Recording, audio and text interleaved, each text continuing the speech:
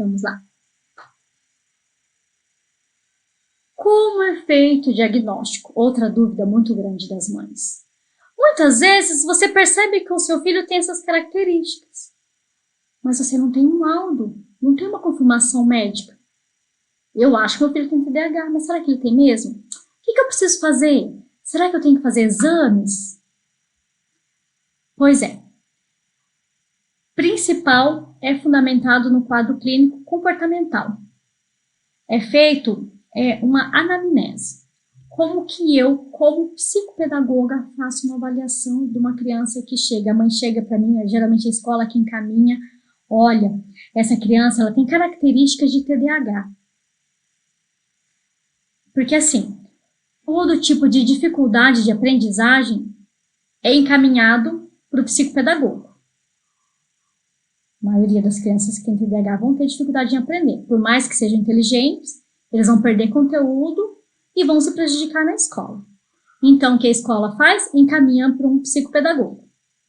Daí a criança chega lá para mim, na clínica, e eu questiono qual é a queixa, o que está acontecendo. Da mãe, olha, a escola que encaminhou, porque essa criança tem TDAH, a escola acha que essa criança tem TDAH, então pediram para ser investigado.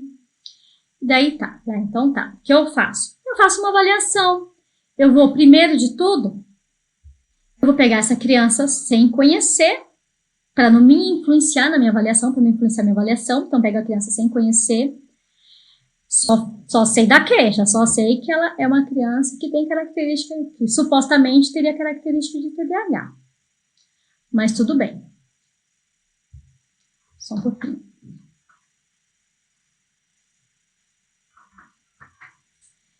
E daí eu pego e começo com uma bateria de testes. Faço alguns testes da área da psicopedagogia. Eu observo a criança. Mas assim, são testes mais relacionados à aprendizagem. Eu observo, eu verifico o que a criança sabe, até onde ela vai, como que está essa questão mesmo do conhecimento da criança, né? Porque para saber até onde ela vai, até onde ela sabe, como que ela aprende. Cada pessoa aprende de uma maneira. Então, eu vou verificar como que essa criança aprende. Tá. E daí o que eu faço? Eu pego, relato, depois que eu aplico todos os testes, quando eu estou quase terminando a avaliação, eu chamo a mãe. E daí eu faço uma anamnese com a mãe. O que é uma anamnese? Eu vou fazer algumas perguntas de como que foi a gestação. Começo lá no histórico da criança. Como que foi a gestação da mãe, como que foi o parto, o desenvolvimento da criança, as fases de desenvolvimento. Quando ela andou, primeiro quando ela sentou, quando ela engatinhou, se essa criança engatinhou, quando essa criança andou, quando essa criança falou. Então, são fatores muito importantes. E eu vou registrando tudo, faço essa entrevista. Questiono a questão, se já é uma criança que já está em processo de alfabetização, como está o desenvolvimento dela na escola. E daí a mãe me passa todos os dados dessa criança. Depois que eu faço toda essa entrevista com a mãe, eu vou até a escola e pego as informações da escola. Somo todas essas informações, pego os resultados dos testes que eu apliquei, mais essa entrevista, essa anamnese que eu fiz com a mãe, e a entrevista feita na escola, a anamnese feita na escola. Somo tudo e levanto essas hipóteses mesmo dessa criança ter TDAH. Desenvolvo daí um relatório, né, um informe psicopedagógico, e lá eu relato todos os testes que eu apliquei, qual foi o comportamento dessa criança, como ela se desenvolveu nesses testes, como que ela é, se ela é imatura ou não. Relato tudo ali e encaminho para um neurologista ou um psiquiatra. E são, na maioria das vezes, eu solicito a mãe que vá até um neuropediatra. Mas também pode ser um psiquiatra. E daí lá, esse profissional vai olhar a minha avaliação. Geralmente, ele vai solicitar algum exame, mas para descartar outras síndromes, no caso, geralmente o neuro, eles solicitam outros exames. Até tem um exame que as mães mencionam que o médico até solicita, que é o P300, né?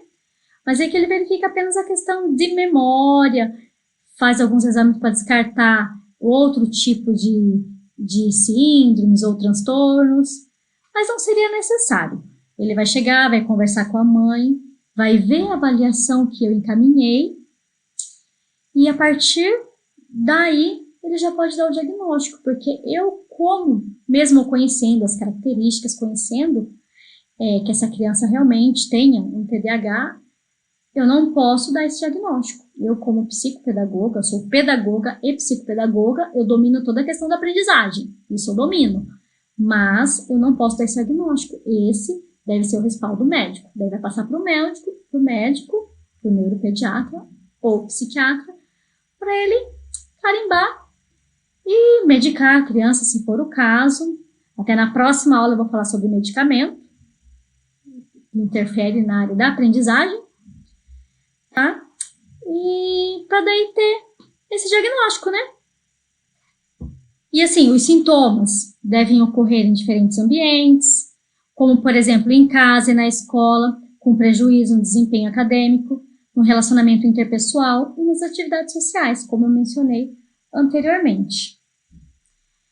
E daí depois de excluir todas as outros tipos de desordens mentais, daí é realmente diagnosticado como TDAH.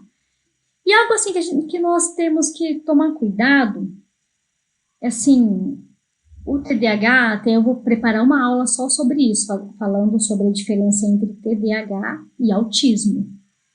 Porque, assim, o autismo, a criança autista pode ter como comorbidade o TDAH, sim, mas não que seja o principal. Seria, no caso, o TDAH seria uma comorbidade, não seria o principal da criança.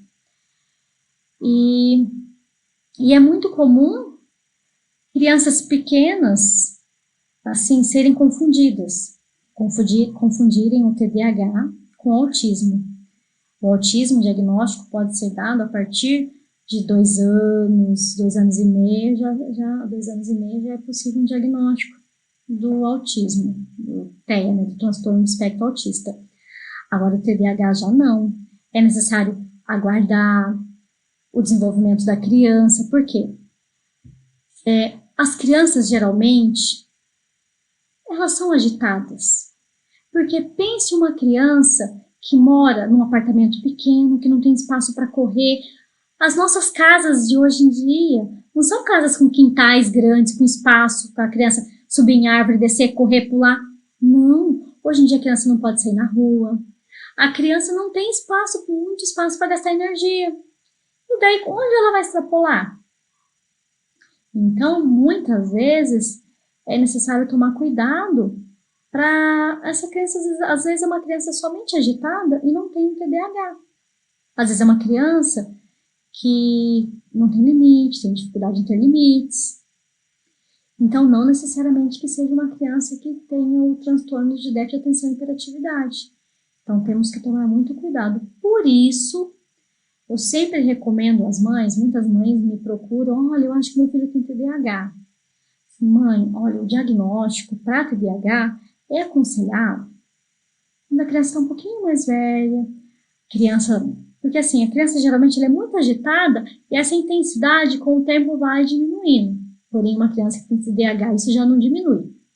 Mas o normal, o comum é essa intensidade da agitação da criança ir diminuindo. Então, ela vai começar a apresentar muita dificuldade quando?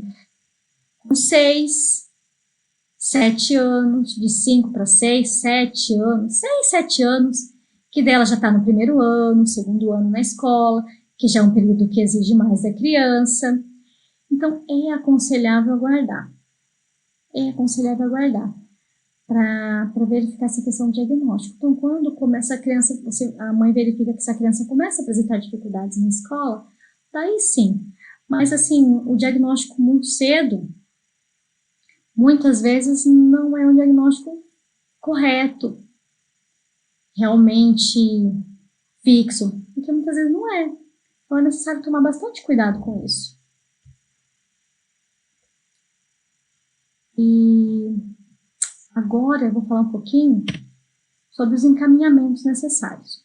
Então, depois de ser feita a avaliação, é encaminhado para um neurologista ou para um psiquiatra. Muitas vezes a criança também precisa passar por um psicólogo, por essa questão comportamental. O TDAH mexe muito com a questão comportamental, então um psicólogo é muito importante para essa criança. Um psicopedagogo, que é assim, essencial para o processo de aprendizagem da criança. Muitas vezes as mães falam, o meu filho ele é super inteligente, ele só tem dificuldade no comportamento, mas ele não precisa de psicopedagogo. Sim, a criança pode ser muito inteligente, sim, mas essa questão comportamental vai atrapalhar ele a adquirir conteúdos na escola. Daí uma criança que vai ter dificuldade em estudar, em se concentrar, daí vai chegar lá no 5º, 6º, 7º ano e vai ter dificuldade. Então, é importante estar trabalhando com essa criança. Então, um psicopedagogo é um profissional muito importante. E o terapeuta ocupacional, que também é um profissional que ajuda bastante, trabalha bem nessa questão do funcionamento da criança mesmo, né? Das atividades diárias que a criança tem que fazer. É um profissional também muito importante.